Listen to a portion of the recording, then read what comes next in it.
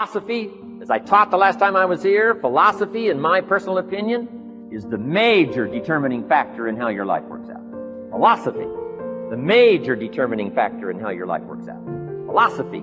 To form our philosophy, you got to think, you got to use your mind, you got to process ideas. And this whole process over a lifetime, starting way back here when we were children, schools that we've attended, our parents, our experiences, all this stuff that we've processed by the thinking process helps to develop our philosophy.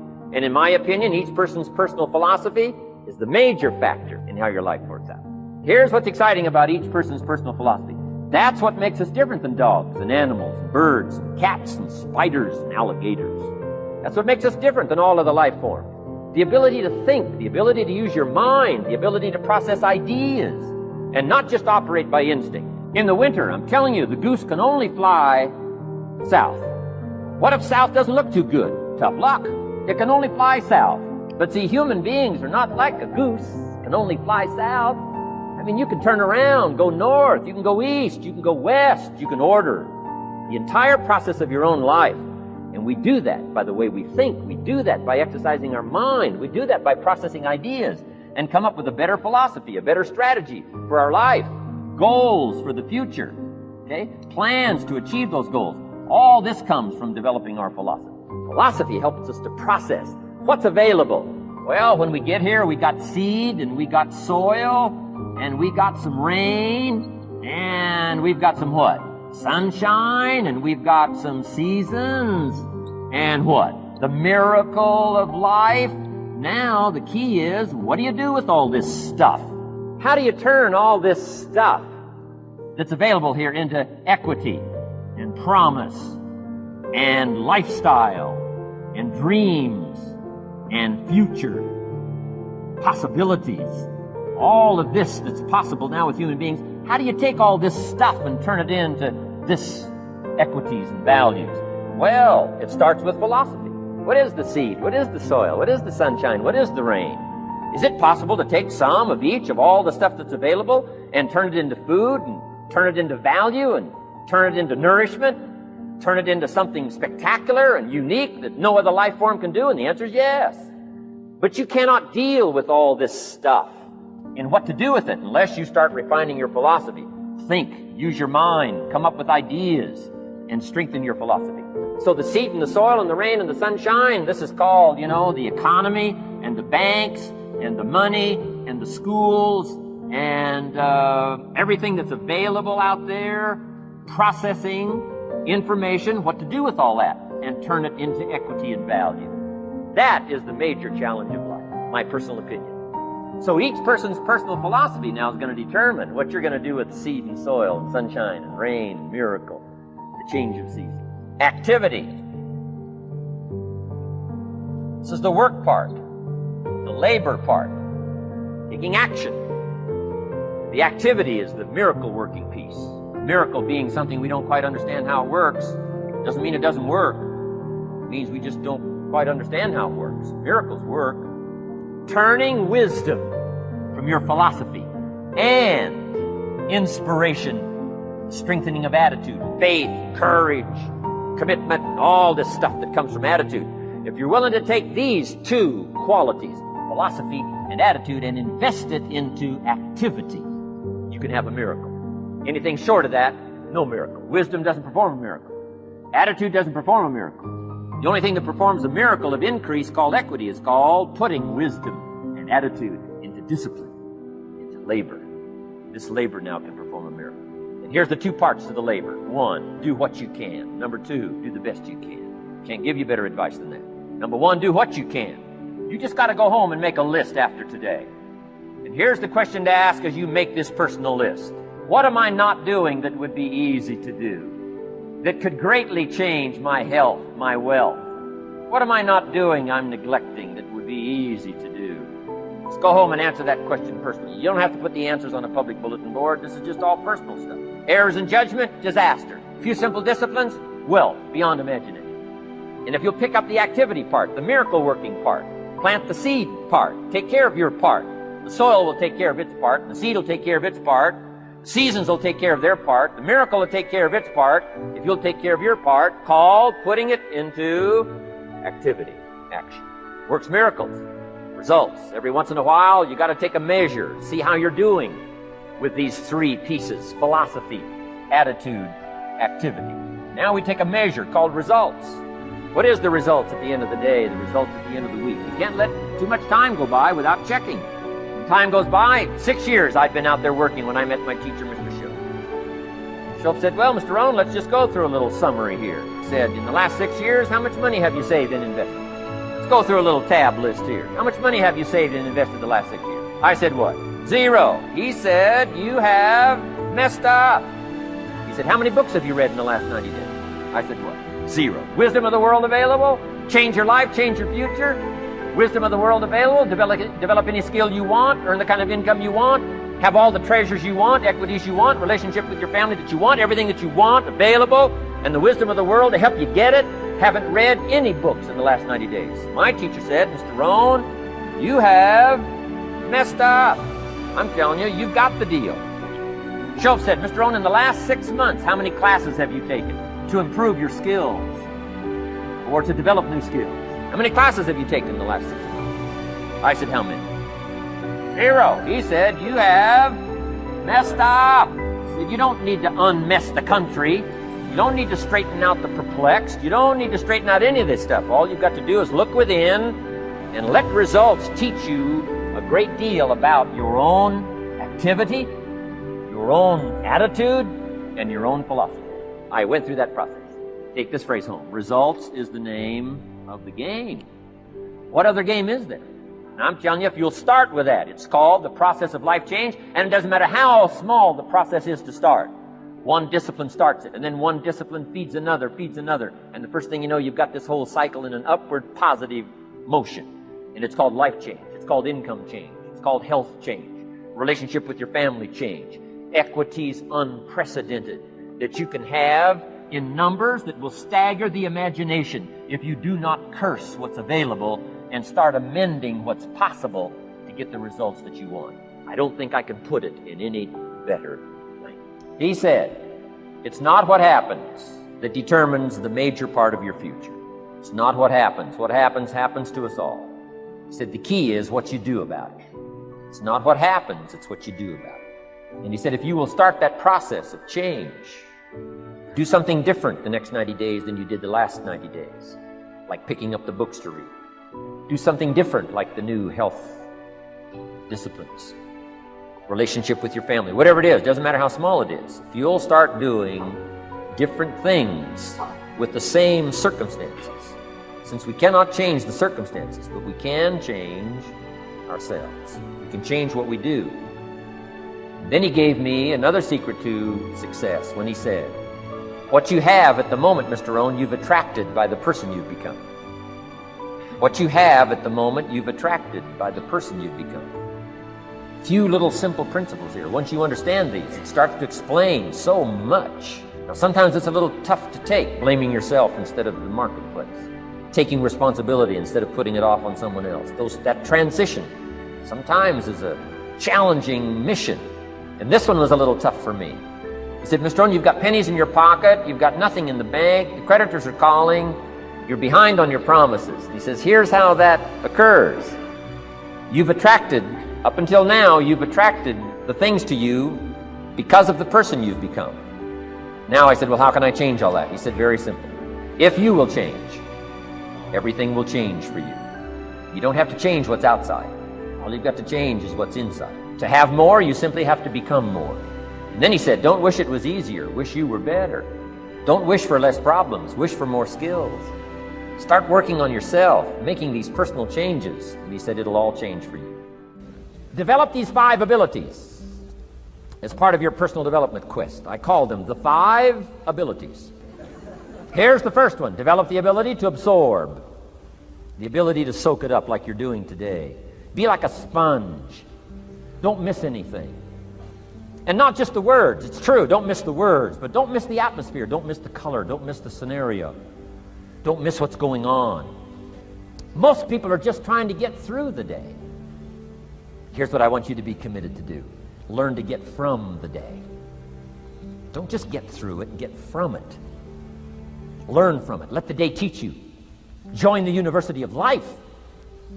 Second, learn to respond. The ability to respond means let life touch you. Don't let it kill you, but let it touch you. Let sad things make you sad. Let happy things make you happy. I'm telling you, give in to the emotion. Let the emotion strike you, not just the words, not just the image. Let the feeling strike you. Let the emotion strike you. Here's what's important.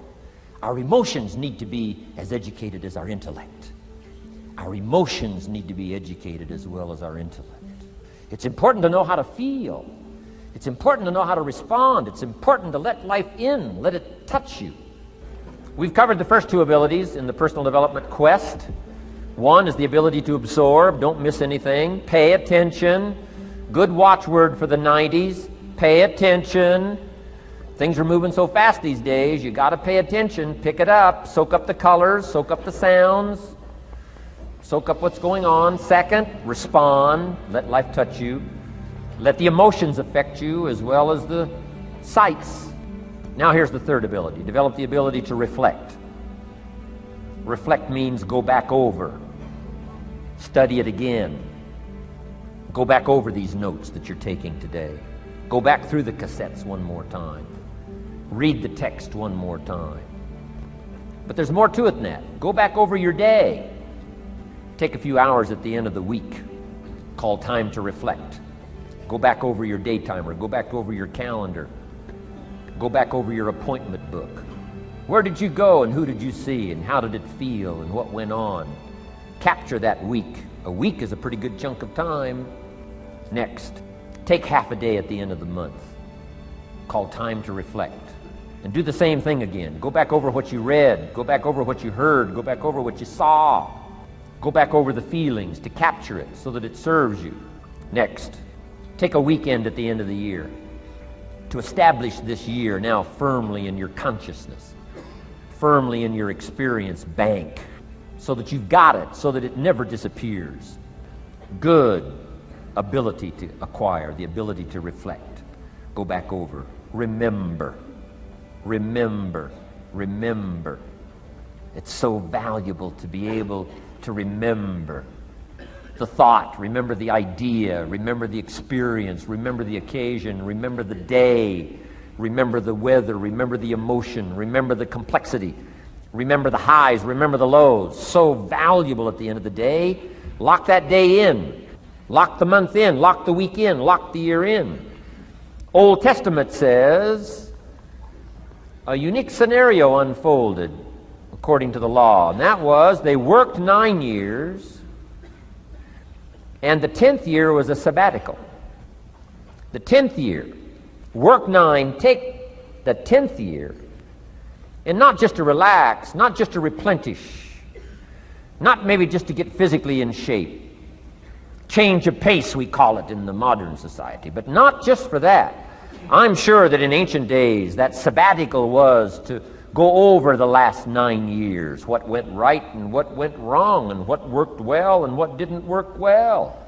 And how did you grow, and how did you learn, and how did you change, and what have you got now after 9 years that you didn't have at the beginning of the 9 years? See, that's so valuable, a sabbatical, some time.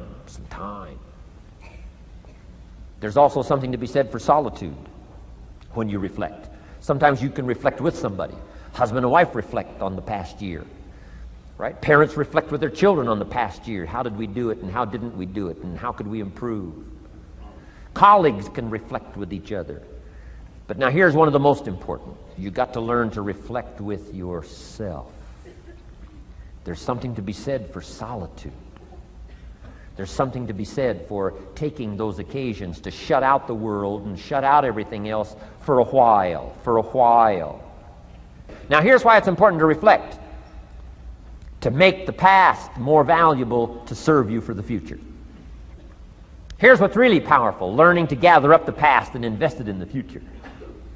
Gather up today and invest it in tomorrow. Gather up this week and invest it in the next week. Gather up this year and invest it in the next year. See, that's so powerful, rather than just hanging on one more year, hanging in there, seeing what's going to happen. Learn, study. This is part of the personal development quest. Becoming better than you are, more valuable than you are, not just in terms of economics, in terms of motherhood, in terms of fatherhood, in terms of being a better brother, a better colleague, making a better contribution to the family, to society, to the community, to the church, to the office, to the commitment, to the partnership. Doesn't matter what it is that has value. Work on yourself, then you bring more value to the partnership, to the marriage, to the franchise, to the corporation, to the enterprise, to the community, to the nation. Self-development, personal development. The best contribution you can make to someone else is self-development, not self-sacrifice. Self-sacrifice only earns contempt. Self-development earns respect. Here's number 4, develop the ability to act. Take action. Not hasty if it isn't required, but don't lose much time. Here's the time to act. When the idea is hot and the emotion is strong. That's the time to act. You say, Mr. Rohn, I'd like to have a library like yours. See, if you feel strong about that, what you got to do is get the first book and then get the second book. Before the feeling passes and before the idea gets dim, action pronto, action immediate, action as soon as possible. Because if you don't, here's what happens. We call it the law of diminishing intent. We intend to when the idea strikes us. We intend to when the emotion is high. But now if you don't translate that into action fairly soon, now the intent starts to diminish. And a month from now it's cold. A year from now, can't be found. So act. Set up a discipline when the emotions are high and the idea is strong and clear and powerful. That's the time to set up the discipline. Somebody talks about good health and you're stirred. Says, right, I need to get a book on nutrition. Get the book before the idea passes and before the emotion gets cold. Go for the book. Start the library. Start the process. Fall on the floor. Do some push-ups. Action. Got to take action. Otherwise, the wisdom is wasted. Otherwise, the emotion soon passes. Unless you put it into a disciplined activity. Capture it. Disciplines is called how to capture the emotion and how to capture the wisdom and translate it into equity. Disciplines. Now, here's the last ability. Develop the ability to share. Pass along to someone else. If you've picked up a good idea today, pass it along. Don't let it stay. Pass it along. A book, if you take one of these little books I've suggested home and it affects you, pass along. Say, hey, I found a book, really helped me. I found a book, got me thinking. I found a book, changed my health. I found a book, got me inspired. Pass it along, pass it along, pass it along. Here's what's exciting about sharing. If you share with 10 different people, they get to hear it once, you get to hear it 10 times. So it's probably going to do more for you than it is for them. But it's called what? Everybody wins. When somebody shares, everybody wins. Share your ideas, share your experiences, share your knowledge. You can have just as much pleasure as I do. I said, giving this seminar, this is one of my joys in life. Give a seminar like this, make the best investment I can of words and spirit and heart and soul and time, energy. I don't have to work this hard. But I gladly work this hard. Why? I want the return. Your words touch my life. See, that's heavyweight stuff. You can't buy it with money. But I'm telling you, you can get the same thing started by recommending a book. Somebody will read that book, and then they'll read another one, and they'll read another one, and they'll come to you someday and say, you got me started. That book you recommended turned my lights on, turned my mind around, got me thinking, got me pondering, and I've been on track ever since. You can get just as much praise as I do if you'll share with your children, share with your colleagues, share with everybody that comes within your grasp. Share. Now here's what sharing does. Not only helps you, helps the person you share with. Here's what else it does. Makes you bigger than you are. If I had a glass of water up here and it was full, question, can that glass hold any more water? If it's full, if the glass is full, can it hold any more water? The answer is yes. But for it to hold more, you got to pour out what's already in. That's what I'm asking you to do. If you're full of ideas, if you're full of good things, I'm asking you to pour it out, pour it out, pour it out. Why? I'm telling you, more will be poured in, poured in, poured in. Next, when you do pour out, you become bigger. It's not like a glass that stays the same. Human beings have the ability to grow in consciousness and awareness and capacity. It's unlimited capacity. I found out kids don't lack capacity. In Europe, the kids speak what? 2, 3, 4, 5, 6 languages. When I grew up, my father spoke German, never taught me. My mother spoke French, never taught me. They were trying to get away from all the old world languages back then. Had no concept how valuable languages were going to be in the future. Just didn't know. So they abandoned the German, abandoned the French. I could have learned all 3 languages instead of just English. My girls went to school in Beverly Hills. They've turned that around. In first grade now in Beverly Hills school system, they offer 3 languages besides English. French and German, Spanish. Why? Because kids can learn 2 languages just as easy as 1. Question, how many languages can a child learn? Here's how many. As many as you'll take the time to teach them. They do not lack capacity. They only lack teachers. And I'm telling you the same thing is with you. You don't lack capacity. But here's how you expand your capacity. And that is to share what you've got. Now you get bigger. Share some more, and now you get bigger. I'm here for a very self-interest reason. If I share with you, my consciousness grows. If I share with you, I get to hear this again. Somebody asked me not long ago, said, Mr. Rohn, how are you doing with all this stuff? You get on everybody's case pretty hard. How are you doing with all this stuff you teach? I said, well, best I can share with you is this. Listen to me very carefully, but don't watch me too close. This stuff's easier to lecture on than it is to do. I understand that. I'm working on it just like you. But hey, pour out what you've got so that your capacity grows. Now, why should you want your capacity to grow? Very self-interest reason. Here it is. To hold more of the next experience. Ambition is not greed. Ambition is an eager desire to achieve, an eager desire to get ahead in life, to do more for your family, to prosper in health, wealth, and relationships. Now, desire does not always translate into ambition. Desire is what you want for yourself. A bigger house, a better car, a fatter bank account, a better life. I desire to have these things. Ambition is how you get there. Desire is sometimes healthy. Desire is sometimes unhealthy. Desire might say, I want the tallest building in town. The destructive side of desire might urge you to tear all of the other buildings down. I guess that's one way to do it. You might get away with tearing down the first one and maybe the second one. But in your desire to tear them all down, sooner or later, some guy is going to be standing out in front of his building saying, I'm on to you. Get out of here. And pretty soon you're no longer known as a builder. You're known as a destroyer. Now, the second way to have the tallest building in town is to see it, dream it, and plan it, and put your team on it, work on it. Go through all of the steps to get there. Do it right. Have the ambition to be the owner of the tallest building in town, and go through all of the right steps to get there. If you really want it, and have the skills to do it, and the patience to weather all of the storms, your ambition will lead you there.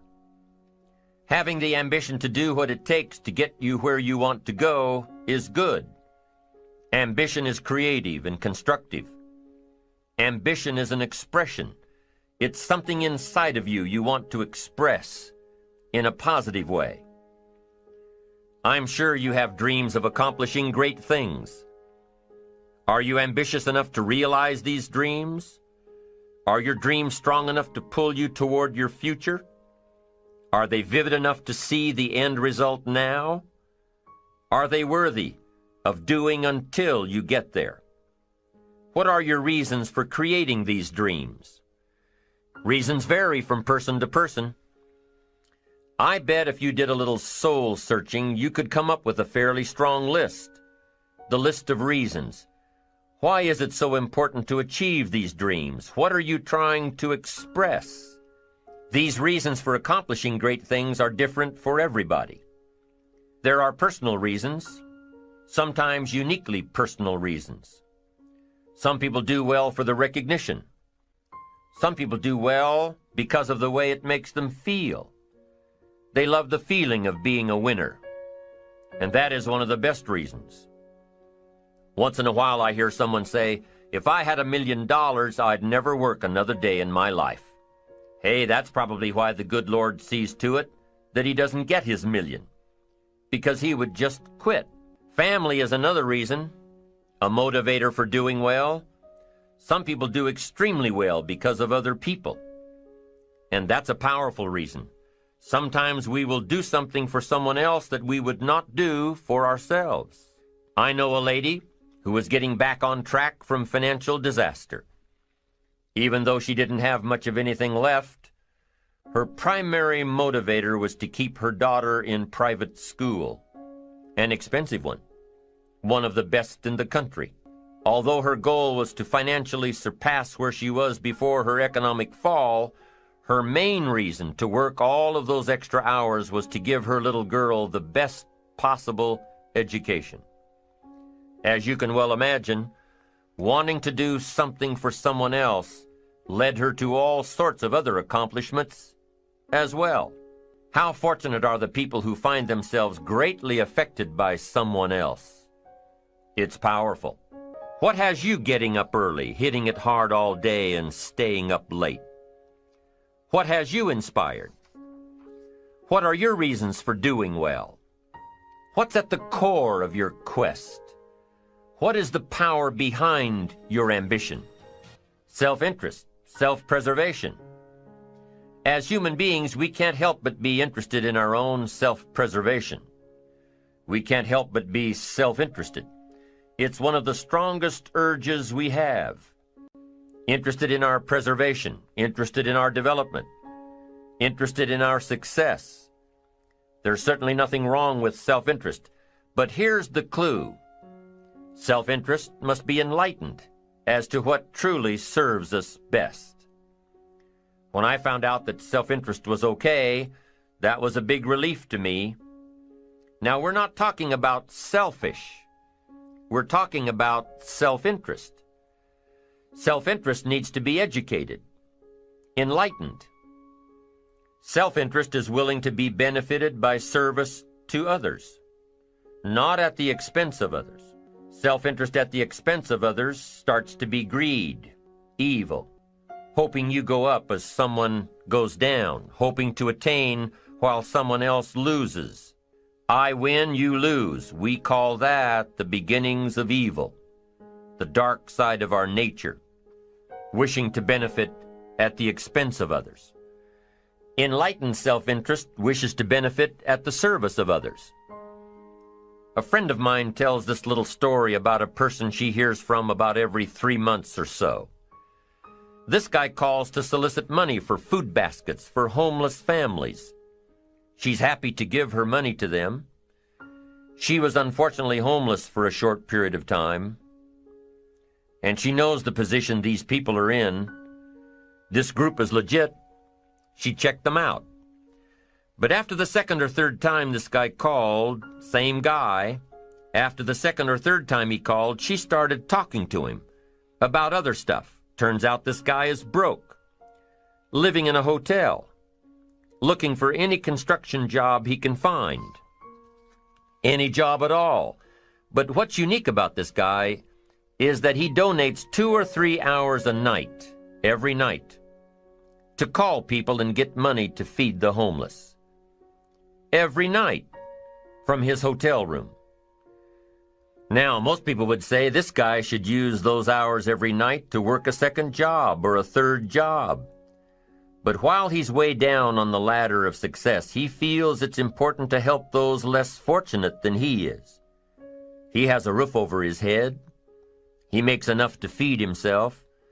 And my friend says that every time she talks to this guy, every 2 or 3 months, he's doing better. He's digging himself out of debt. He's starting to save money. He thinks he'll be able to move into an apartment in another month or 2. Now, recently an interesting thing happened. My friend was talking with an associate of hers. She's single, lives in a big house, needs to find a handyman to help her out on a regular basis, someone who can build an addition onto her house. So my friend told her about this guy. The only reason this guy ended up being hired was that my friend's associate was touched by his dedication to service, while he, himself, was down and out. service. Success at the service of others. Now, this guy isn't rich by any stretch, but through my friend's network, he now has constant work, doing things around several people's houses. And now he's in a place of his own. And guess what he does every night? He's still making phone calls to get money to feed the homeless. What great character this man has. Enlightened self-interest leads to wealth. Self-preservation leads to poverty. Somebody says, well, I can't be concerned about other people. I have to pay attention to myself. Well, then you'll always have to. Somebody says, I can't be concerned about other people's bills. I've got enough worries trying to pay my own. Well, then you'll have to worry about them for the rest of your life. The best way to get that monkey off your back is to turn your attention around. Once I understood some of this stuff, I'm telling you, it revolutionized my whole life. Now, self-interest is okay, yes, but here's what self-interest must be if you truly want to be happy. It must be enlightened. It says, don't keep your attention on yourself if you want your life to work out well. Turn your attention to others. In your own self-interest, be enlightened. Truly act in your own self-interest by making an investment in service to others. Next, if you wish to receive, now there's nothing wrong with wishing to receive. It's part of self-interest. But here's the enlightened part. If you wish to receive, you must give.